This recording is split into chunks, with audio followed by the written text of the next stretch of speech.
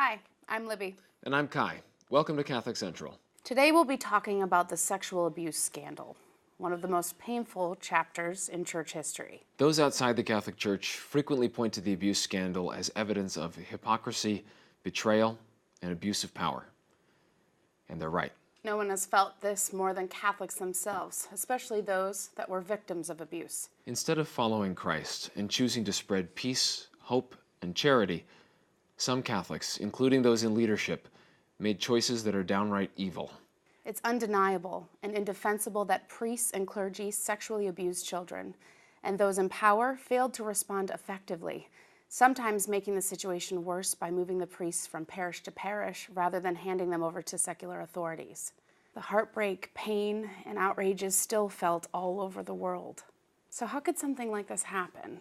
In the mid-1980s, the first reports of priests who sexually abused children surfaced, many from events that happened decades prior. Over the next several years, reports of abuse were filed all over the globe. Church leaders from the local scale all the way up to the popes have been criticized for failing to act swiftly, minimizing or denying fault, and essentially protecting and enabling abusers. In early cases, cultural norms which deterred exposing abusive priests and poor standards of reporting made the problem worse. Church accountability is a complicated issue due to the global nature of the problem, local laws, and a wide range of factors that apply to each individual case. Unfortunately, the Vatican doesn't have an organized system like the FBI to deal with problems. Of course, that doesn't justify the bottom line. In some of the cases, victims in their parishes were abused not just sexually, but spiritually, then blamed and shamed into silence, while their abusers were not held fully accountable. For some Catholics, love of the faith and its importance to their identity made them want to protect and defend the Church at all costs. When sin is especially egregious, some cope by trying to minimize or deny it, and their denial re-victimizes the ones who are hurt most. There can be an additional stigma for survivors who live in communities where they are not believed or supported. Rather than focus on the victims, some disproportionately worry about innocent priests being falsely accused. However, research shows that in 96% of reports of all forms of child abuse, victims are telling the truth. Yet, sadly, many victims and their advocates don't feel seen, heard, validated, or respected. Because Christ is our perfect example of holiness, those who claim to follow him as leaders should be held to a higher standard, as referenced in Luke 12:48. Which is why any scandal in any parish hurts everyone. It's understandable that the unspeakable acts would shake the faith of so many people. So how can Catholics better love and serve those who have been hurt? One way is to lean in closer to the topic whenever it comes up. When someone expresses hurt and betrayal, listen with your whole heart. What happened to the victims was unacceptable. Catholics can prevent further damage by engaging with and supporting those who have been hurt. Weep with them. Pray with them. Jesus offers wisdom when he said, "Amen, I say to you, what you did not do for one of these least ones, you did not do for me." Even though the coverage of the abuse scandal was painful for many in the Church, exposing it and dealing with it was absolutely what it needed. Even regular Catholics who are willing to shine a light on the topic in their own communities and talk about what happened help to establish an environment where future abuse is less likely to take root.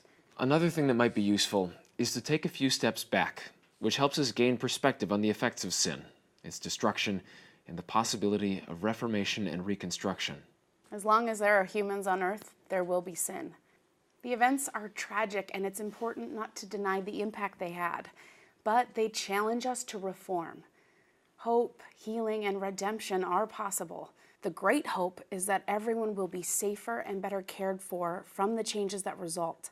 Throughout the history of the Church, there have been moments that have challenged the status quo, awakened the people to evil, called on church leaders and even the whole community to open their eyes and admit the ways they have gotten off track. Catholics then can seek healing, reconciliation, and reformation. Jesus called for church reform when he cleansed the temple in John 2:13-15. Jesus' direct approach provides a model for us of dealing with corruption in religious leadership. For example, as a response to the sex abuse scandal, legal and psychological experts and panels of lay people have developed standards that are used in every diocese to prevent abuse. Those programs cover establishing boundaries, creating a safe space for children, how to recognize abusive patterns, and standards of reporting suspicious activity. Victims' assistance and advocate offices have been established to listen to potential victims, help them file cases, make reports, and get resources for healing. All credible accusations are required to be reported to law enforcement. All of this accountability is a start to changing the culture. But there's room for even deeper reform, especially when it comes to attending to those who have been hurt the most. So where do we go from here? The abuse crisis teaches all of us to be vigilant when it comes to signs of abuse. Many unfortunate examples from all kinds of settings show us that abuse isn't just a Catholic problem, it's a human problem, and we all can play a role in stopping and preventing it. Stay vigilant everywhere. While child abuse anywhere is absolutely unacceptable, it's a common reality. That's not to deflect from it happening in the church. No. The number of priests involved in sexual abuse should be 0. And if you suspect that someone is suffering abuse, you can call local law enforcement. Although many have been reluctant to talk about child sexual abuse, collectively, we have an opportunity to bring healing and new commitment to our deepest values, which were so egregiously betrayed. I'm Kai. And I'm Libby. Check out our website at CatholicCentral.com for more resources for victims and on reporting abuse. Thank you for joining us for this difficult episode of Catholic Central.